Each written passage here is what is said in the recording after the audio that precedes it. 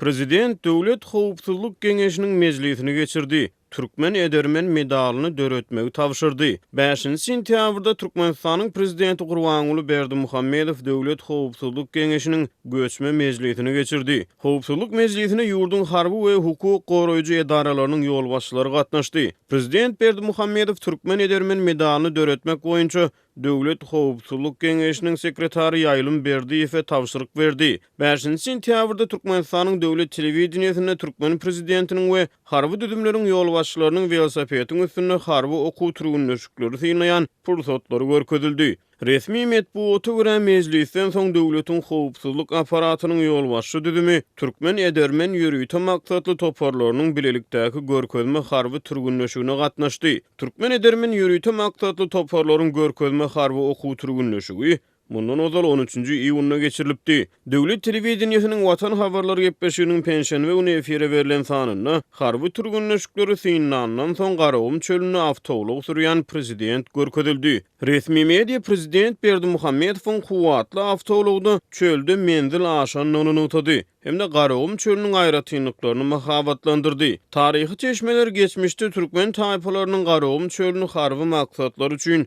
gaçywatalgy hökmüni ulananyny habar berýär. Türkmenistana Döwlet Howpsuzlyk Geňeşiniň mundan ozalky mejlisi bir aý mundan ozal prezidentiň saglyk ýagdaýy barada çykan habarlaryň fonuny 7 awgustda geçirilipdi. Resmi mediýanyň ýurdun goranyş kuwatyny we türkmen goşunyny şahsy düzümiň durmuş üçinçiligini mahabatlandyrýan wagty Azatlyk radiosynyň ýerli habarçylary Türkmenistanyň harby bölümlerde eskerleriň ýaşaýyş durmuş şertleriniň ýagdaýynyň gowşokdugyny, olaryň käbirleriniň zulüm süteme we kemsitmeleri sebäwar bolýanlygyny hemde paýta ýygyn möhüminde harbylaryň köpçülikleýin ýurdun paýta meýdanlaryna uğradylýanlygyny habar berýärler.